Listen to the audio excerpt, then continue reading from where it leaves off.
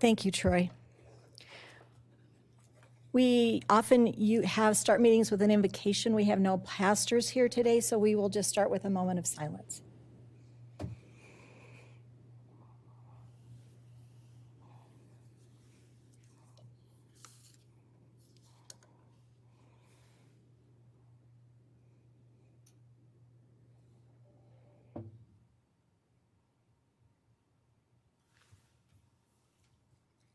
Thank you.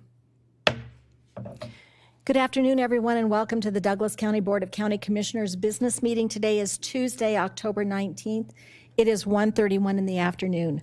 Would you all please stand and join us in the Pledge of Allegiance? I pledge allegiance to the flag of the United States of America and to the republic for which it stands, one nation, under God, indivisible, with liberty and justice for all.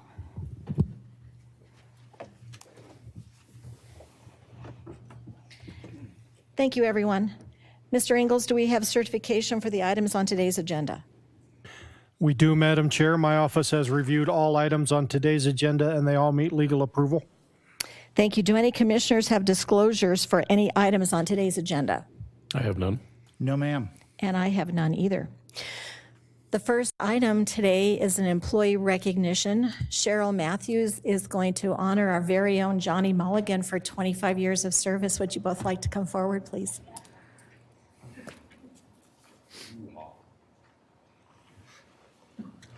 Is this on? Good afternoon, Commissioners. I'm here to represent Johnny Mulligan, who has been here for 25 years. He started out in facilities, maintaining county buildings, and then he became a building inspector in the building department. And in 2008, when we had the downturn in the economy, the building department decided to loan out some of their employees to other departments rather than laying them off. So he and Jerry Wilderick were both loaned to open space, and at the end of the 3 months, we said, we're not sending them back. So we have kept Johnny this whole time. And I have to say, he is not only a jack of all trades, but he's master of them as well. He can fix anything, all of our equipment. He can run all of our equipment.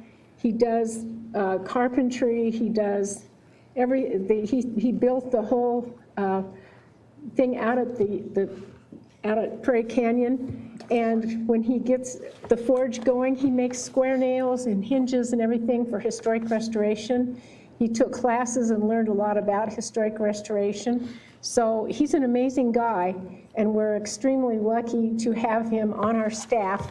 And he tells me that he's planning to stay around for a while, so that is really awesome. Yeah, I'm going to stick around.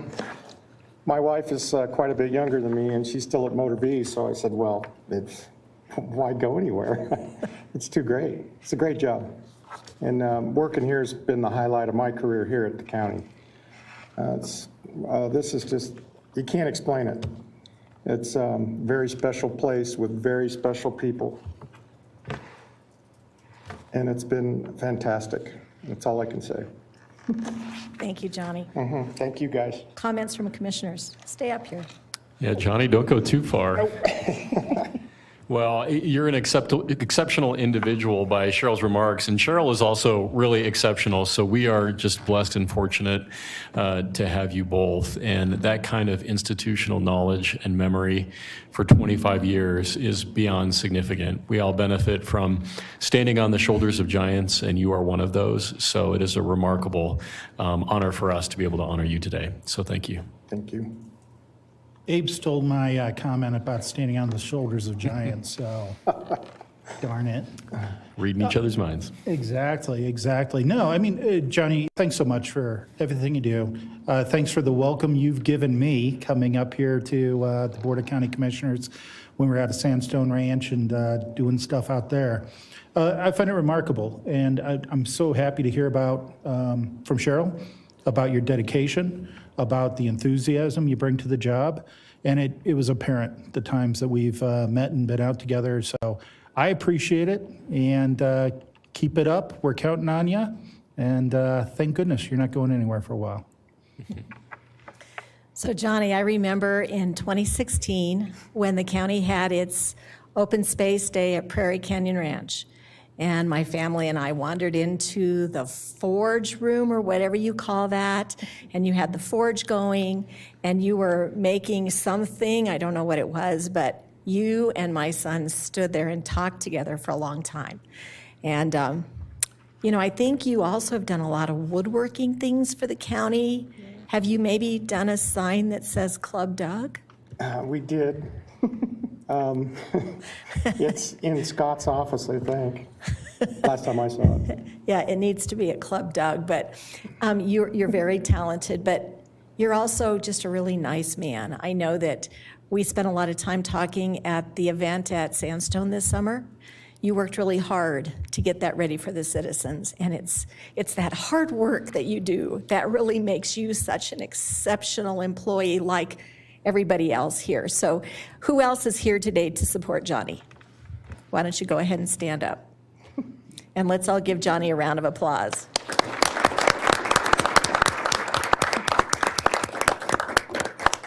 Thank you very much. Thank you. We'll see you around. Okay.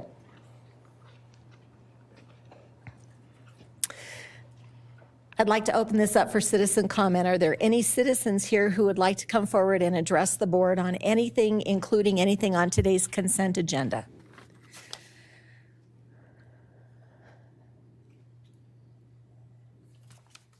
Seeing no one in the room coming forward, Troy, is there anyone online?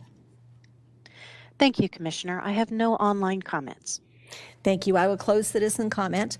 We will move to the consent agenda. I will announce that item U has been pulled off the agenda. So the consent agenda is from A to T today that we will be considering. Do I have a motion for the consent agenda? As U has been pulled from the agenda, I'll make a motion to approve the requests on all items A through T of the consent agenda. There's a first and a second. All in favor say aye. Aye. And that motion carries. Thank you. Moving on to the regular agenda, the first item is a request to approve and sign the Colorado Opioid Settlement Memorandum of Understanding and associated documents. Maureen Waller for staff. Good afternoon. Maureen Waller for staff. The item before you today is the approval of the the Colorado Opioid Settlement, the MOU, and the associated documents. And I am pleased to have John Feeney Coyle from the Attorney General's office here to give you a brief explanation, summary, and to answer any questions you may have. Thank you, Maureen. Sir, if you'd like to come forward and give us your name, spell your last name for the record, please. Sure. Thank you, Commissioners. My name is John Feeney Coyle, JohnFeeney-Coyle.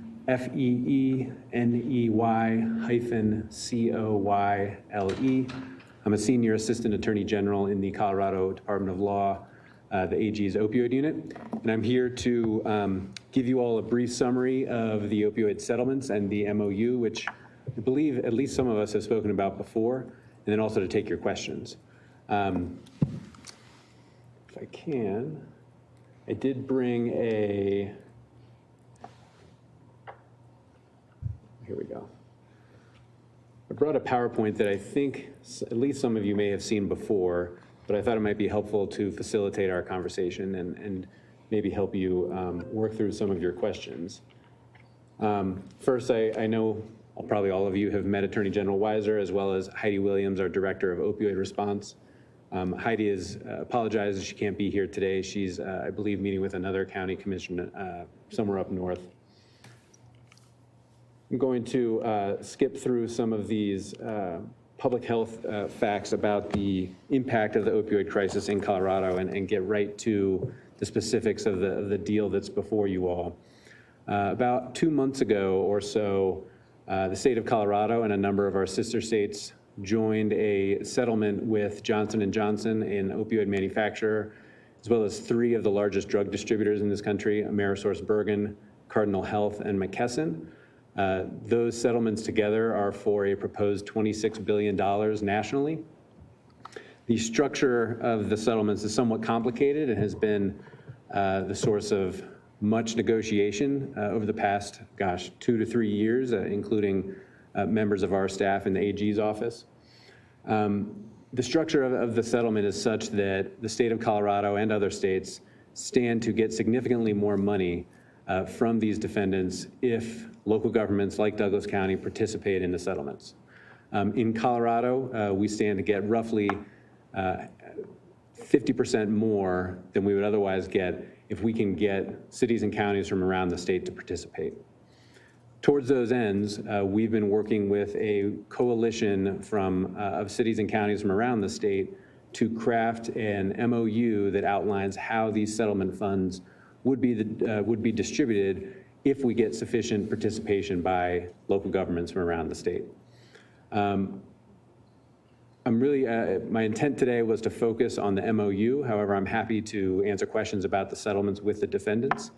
I would say, though, first, while we're here today because of the settlements with Johnson & Johnson and the 3 drug distributors, the MOU that's before you is intended to apply to all opioid settlements that may happen in the future, including any sort of bankruptcy plan that comes out of the Purdue Pharma bankruptcy, any plan that comes out of the Mallinckrodt Pharma bankruptcy. It also includes a settlement reached by our office with McKinsey Consulting a little less than a year ago. There are also a number of additional drug manufacturers, pharmacies, and other participants in the opioid industry that are targets of investigation and subjects of litigation around the country. So the MOU, while presented here in the context of the J&J and distributor settlement, is intended to apply to all future settlements. On a high level, the MOU is structured as such. 20% of funds coming into Colorado would go directly to local governments. And I'll get into a little more detail in just a minute on how that might be distributed. 60% of the money is intended to be distributed to regions of cities and counties around the state. It's been A.G. Weiser's belief that the best way to solve the opioid crisis in Colorado is from the ground up, starting with local governments. You all, I think, know better than anyone else the impact that this crisis has had on your citizens and are probably in the best position to solve this crisis through your public health departments, your law enforcement agencies, and others. So the bulk of this money, 80%, is intended to go directly to local governments, both directly and on a regional basis. An additional 10% is being set aside for what we've called an infrastructure fund. That is monies intended to support those parts of our state or statewide programs that lack existing infrastructure needed to abate the opioid crisis.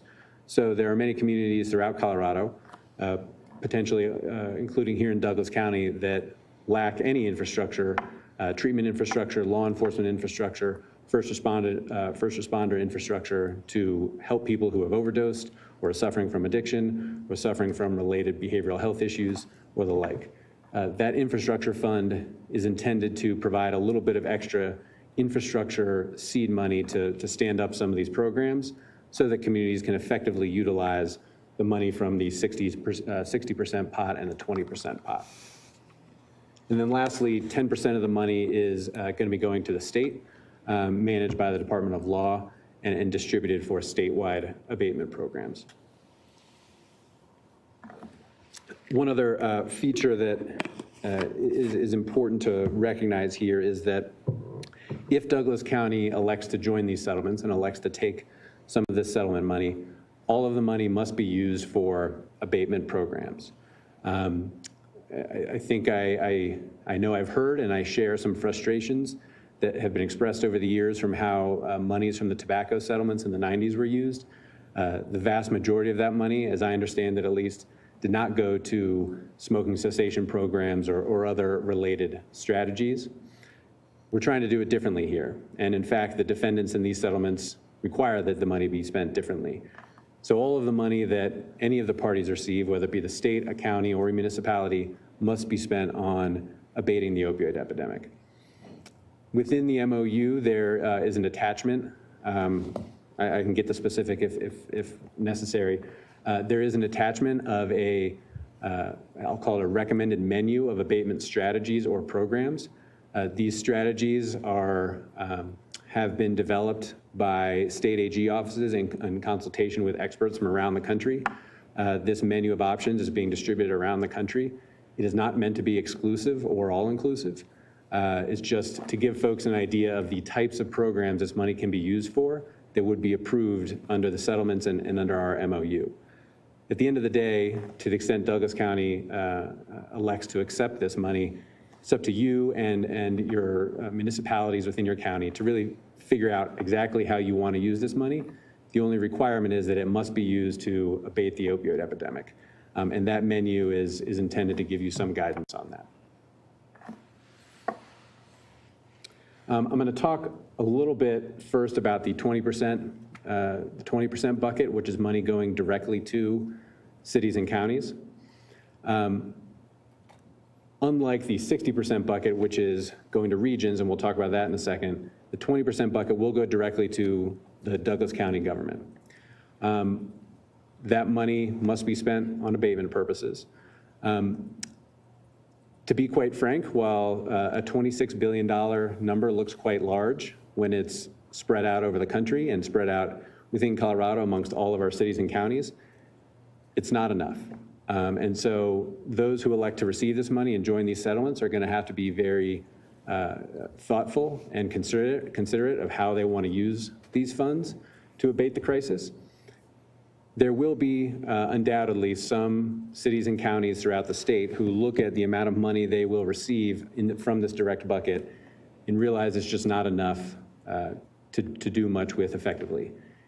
In that event, any local government who may receive money from this 20% bucket does have the option to redirect those funds to its regional share. If you elect not to receive money directly, there are no reporting requirements. As you'll see in the MOU, there is a statewide kind of oversight committee that will be requiring reports from those local governments who receive money directly on how they're spending the money to ensure that it is spent on abating the opioid epidemic and not for unauthorized purposes. If you elect not to receive that money, you do not have to do the reporting. You can redirect it to your region. Are there any questions about the 20% bucket before I move on to the regional bucket? Questions? Okay. Thank you. As I said earlier, the majority of these funds are to be directed according to a regional allocation.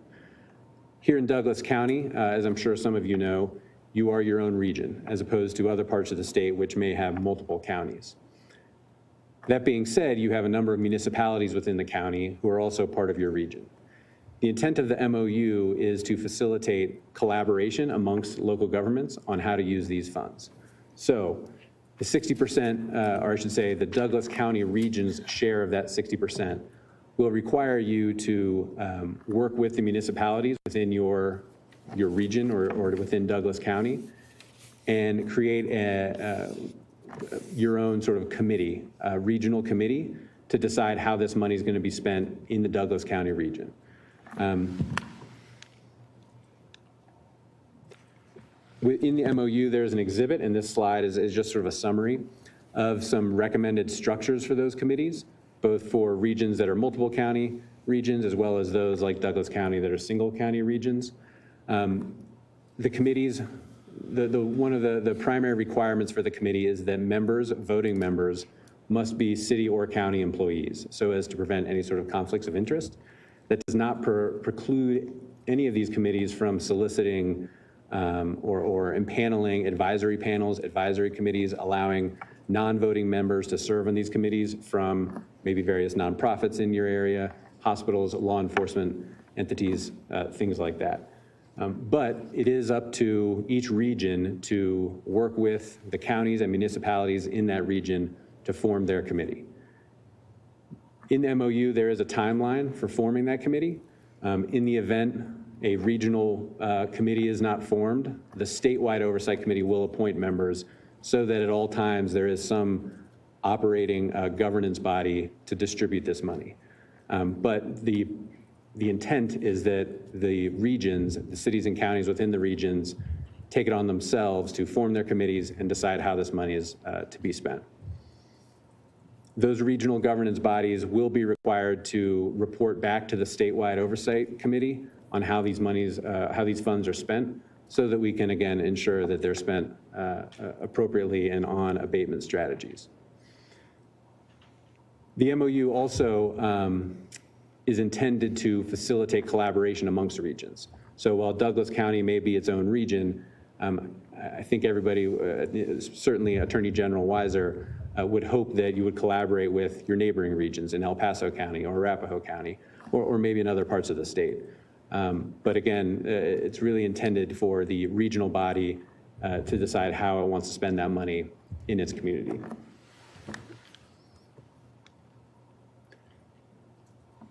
This may not be all that relevant to you, but this is the map of the 19 regions that will be receiving money, and you'll see there Douglas County is region number 12.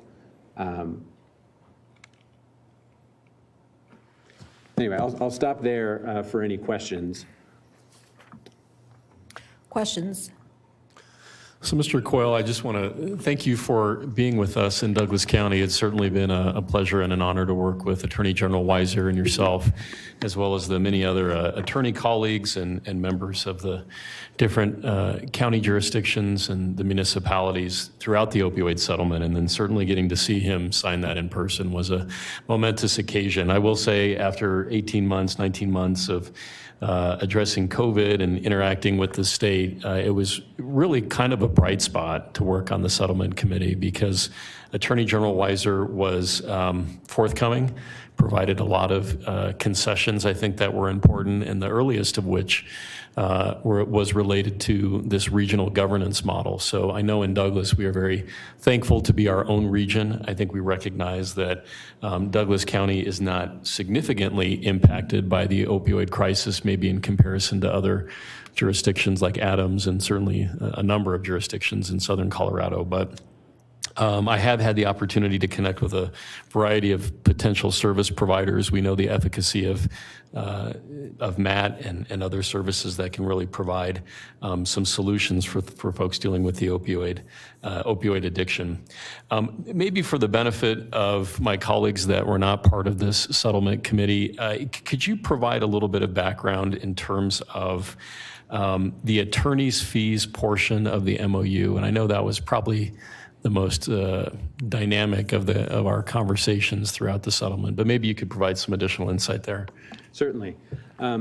So attorney fees are addressed in the MOU. As I think all of you know, a number of local governments around the state, I think it's about 30, maybe 35, hired plaintiffs' counsel a couple years ago to file lawsuits against a number of defendants in the pharmaceutical industry, including Johnson & Johnson and the 3 drug distributors. Those cities and counties in Colorado joined thousands of local governments from around the country to file similar lawsuits, not all of them, most of which ended up in a federal, what's called a multi-district litigation in Cleveland, Ohio. Where that issue starts, Commissioner Layden, is as part of specifically the Johnson & Johnson and distributor settlements, there is a national common benefit fund for attorneys like Colorado local government attorneys to draw from to satisfy their fee agreements with their clients. In some instances, the amount of money that comes from that national fund may not fulfill the contractual terms that those cities or counties entered into with their attorneys.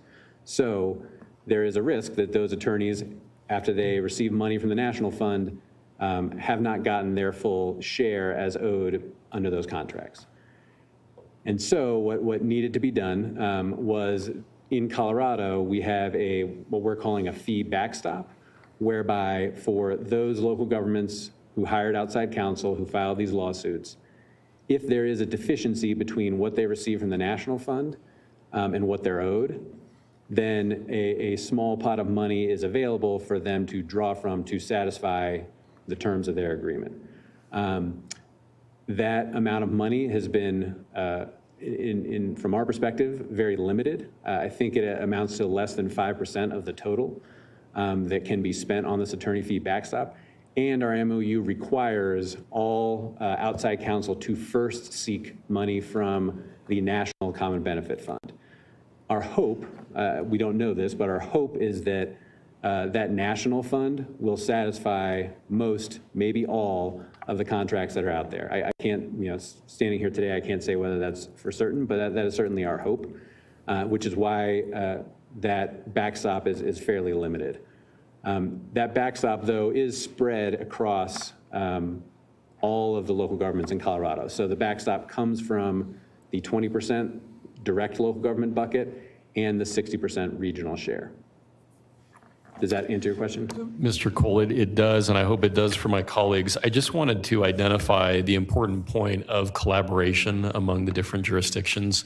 All the counties and all the cities, we knew that if there was a single municipality that decided to back out or not support this MOU, it would really create some challenges in terms of the state's ability to obtain these resources and distribute them. So I really want to thank you again, thank the Attorney General, and then all of our colleagues throughout the state that have collaborated. It's rare to get unanimity among all jurisdictions, so we appreciate that. And I'll stop there so my colleagues can ask some questions. So this weekend when I was filling out my ballot, I saw this Amendment 78, and it talks about custodial fund appropriations initiative, and it talks about funds that come into the governor and the AG's office needing to be authorized to be spent by the legislature. If this passes, will this amendment affect this settlement money? Well, I certainly can't say for sure, but what I can tell you is the way that this settlement is structured is that the funds paid by these defendants go into a national administrative fund. With the exception of that 10% going to the state, they do not touch state accounts until they touch, for example, the Douglas County coffers. Now, how that proposed amendment could affect it, I can't say that we've been able to fully do that legal analysis to be able to answer that. But this settlement is structured such that the vast majority of these funds are held in a national administrative fund, and that's for the most part true around the country. Okay, because I knew that we had been involved in this. Douglas County did not hire an attorney and originally sue anybody. We don't have any attorneys we need to backfill. But when I was reading this, I thought, I think there's something on the amendment on the ballot about this. And so I was trying, and I don't understand what I read, but I just thought I would ask you, since you were here, what you think. And so it sounds like it is a topic of discussion. It's certainly a topic of discussion and under consideration. But again, sitting here today, I can't say one way or another exactly how that amendment would impact this if passed. Great, thank you for that Sure. information. Yeah. Still no questions? No questions. Okay, then I'm going to open this up for citizen comment. Are there any citizens in the room who would like to address the board on this topic? Seeing no one come forward, Troy, is there anyone online? Thank you, Commissioner. I have no online comment. Okay, then I'll bring it back to the board for further discussion or a motion. Madam Chair, I'd like to make a motion to approve the Colorado Opioid Settlement Memorandum of Understanding and associated documents, and if there is a second, I'd like to speak in favor of the motion. Second. First and a second, comments. Thank you, ma'am. Initially, I was very, I think, cynical, definitely critical about this opioid settlement being used here in the county. We know that we have not been affected nearly as much as other parts of the state. And so actually, thank you for mentioning the tobacco settlements that came out of the 90s and how those sort of wandered into government coffers, never probably to be used for the original purpose. So I actually had to read the MOU and go through it. And I think I found what addressed my concerns in Exhibit A with the proposed practices, and particularly under prevention, because I think we have not had the opioid epidemic has not really hit Douglas County badly compared to other parts of the country. And so when I look at Section 2, prevention, actually, maybe this is how we end up using these funds, guys. And we're on the process of forming a new public health department. We know this would be a new arm of public health to be funded. I kind of wonder if that's not something that we kick over to our senior staff to consider, that as we're rolling out our public health department, and we are breaking away from Tri-County over time, maybe this is an area that we look to, quite frankly, get a head start on and move forward with prevention program that makes use of these funds.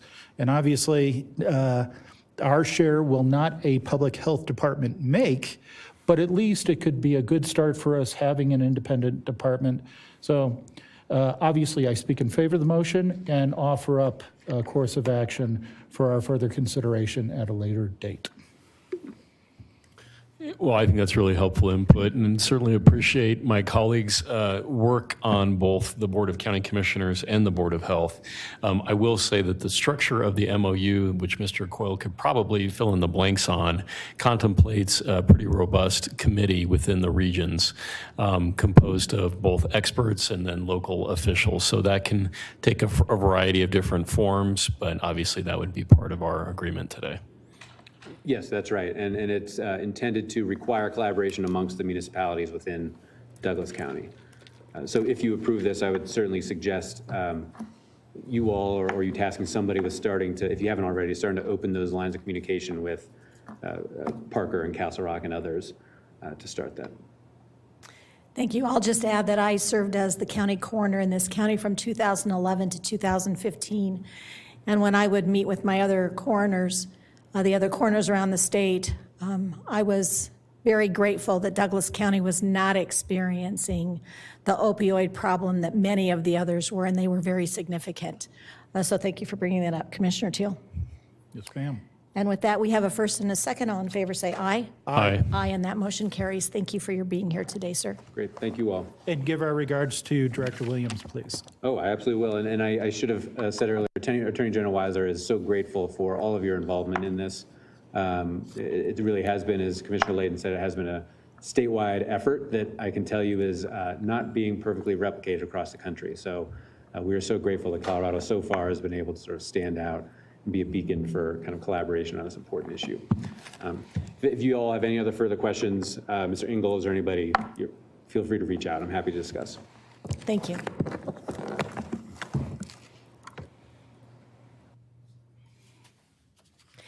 Moving on to item B on the regular agenda. This is the construction contract for Zac Dirt for the C470 Trail over Yosemite. Neil Sarno for staff.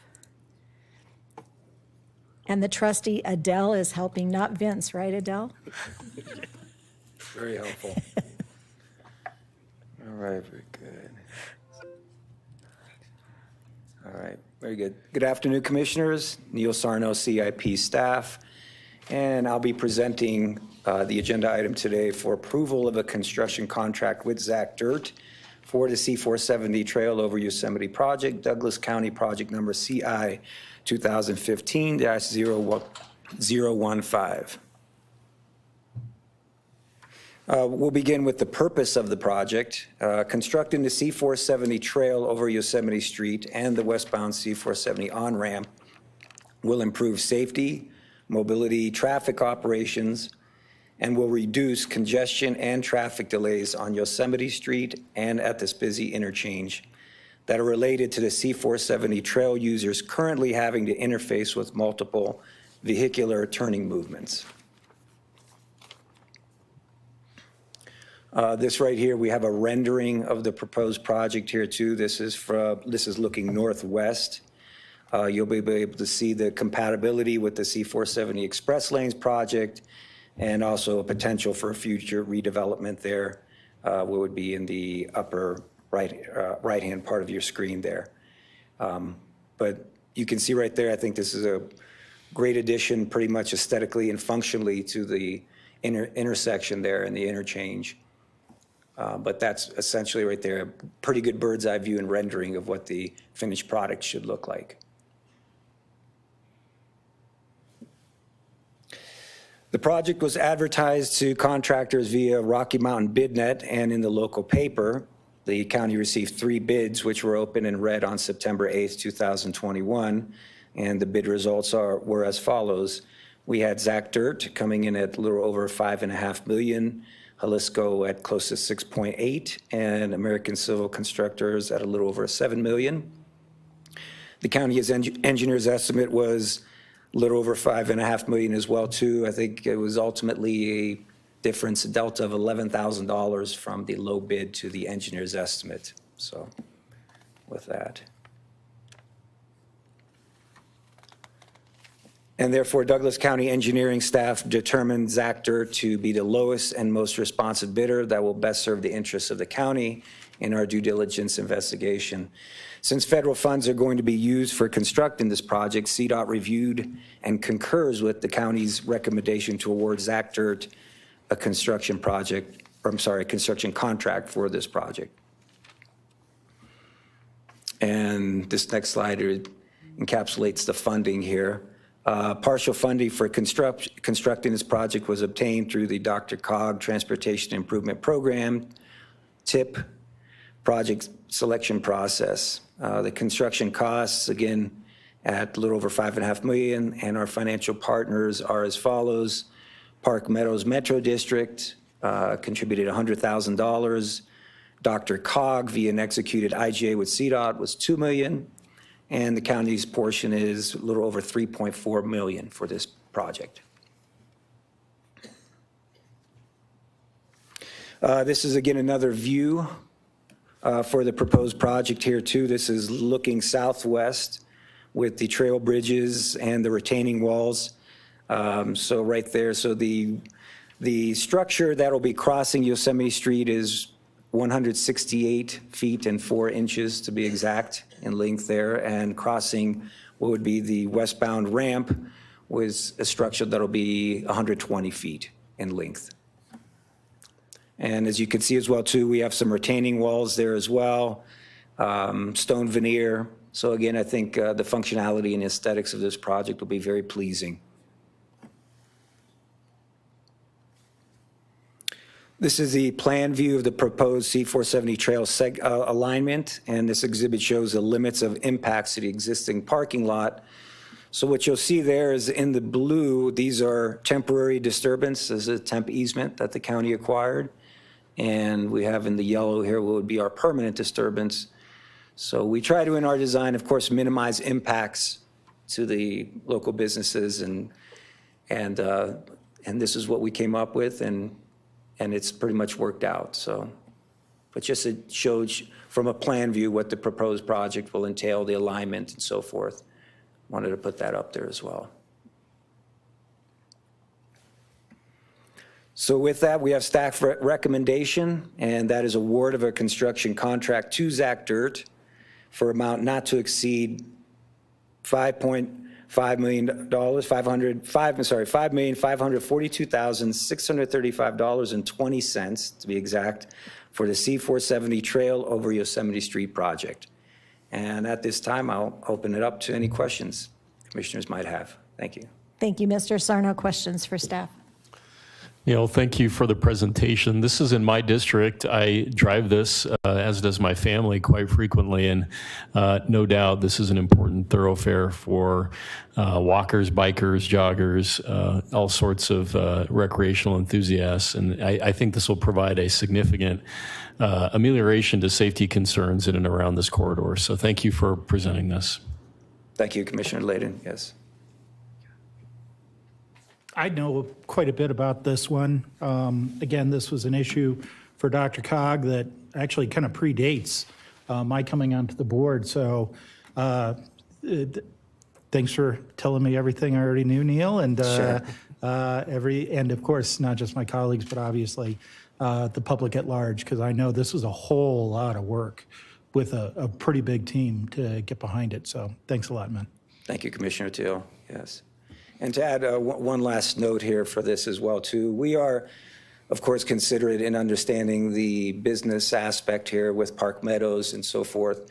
Part of the agreement with the city of Lone Tree was that we would not be taking lane closures, therefore impacting much of the traffic from Thanksgiving until the beginning of the following year, 22. So that would help, I think, just keep things flowing and keep the business aspect for Park Meadows in good condition, good stance with that. Thank you. When you talked about the trail after you've got it over Yosemite and it's going parallel to 470, there was some property that we needed to acquire from a private property, and they were not cooperative. Have we completed that transaction? Yes, we did, Commissioner Thomas. Yes, that process was completed with Dirk Sender, our right-of-way agent, as well as Art Griffith, CIP manager there. I believe it went to immediate possession, is my understanding, but that process has been completed. If there's something I'm not aware of, then we'll let Lance. There you go. Yeah, the county attorney has scooted up and turned on his microphone. Okay, very good. So we are at the tail end of that process. We did hire outside counsel to condemn the property. We weren't able to get it without filing that action. The court did award the property to the county for the purposes of this project, so it is full steam ahead at this point.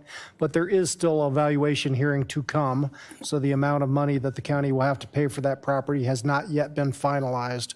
But the decision that the county can have the property has been made. So for purposes of this contract, that action is final. But there are still some procedures going on, and it will be for a little bit of time still. And if I remember correctly, there was a time frame involved because there was federal money that had been awarded to this project. So we needed to speed up the process so that the federal money would not be lost. Is that correct? That is correct. We needed to pursue ownership of the property in order to secure the funding for the entirety of this project. That's why we proceeded the way we did. Thank you, Mr. Ingalls.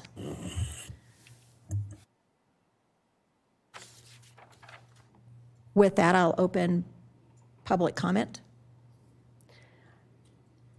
Any public here to talk about this topic? Seeing no one in the room, Troy, is there anyone online? There is also no online comment. Thank you, Troy. I'll close citizen comment and bring it back to the board for either further discussion or a motion. I will make a motion to approve a construction contract with Zac Dirt Incorporated for the C470 Trail over Yosemite for an amount not to exceed $5,542,635.20. Douglas County project number CI 2015-015, CDOT project number TAPP1 C4-001-22213. It's a good project. I second. I have a first and a second. All in favor say aye. Aye. Aye, and that motion carries. Thank you, Mr. Sarno. Thank you, Commissioners. Mr. DeBoer, do you have anything for the board? Any commissioner comments? My only commissioner comment is to invite the listening public and those in attendance here today, I'm not sure how many those might include, to a special town hall this evening. It's our 30th live town hall. Commissioners, public health experts, and our new few members of our Board of Health will be answering questions related to public health. So I hope those who are able to make it can attend. I would like to extend my thanks to the Department of Public Works Engineering. Last night when I was reading this packet, I saw line after line was from Public Works Engineering. In fact, I counted them. There were 19 topics on today's agenda. 16 of them came from Janet Herman's staff. So you guys continue to monopolize our board hearings because Douglas County puts a high premium on transportation and roads in this county. In fact, we had a little discussion about that yesterday, and the amount of money that Douglas County puts into transportation compared to other counties is astronomical, and it is demonstrated in this agenda. So Neil and Art, if you could let Janet know we noticed, and we appreciate all your hard work. Thank you, everybody. This concludes today's business meeting. The next business meeting will be held on Tuesday, November 9th, 2021 at 1:30 in the afternoon. Thank you.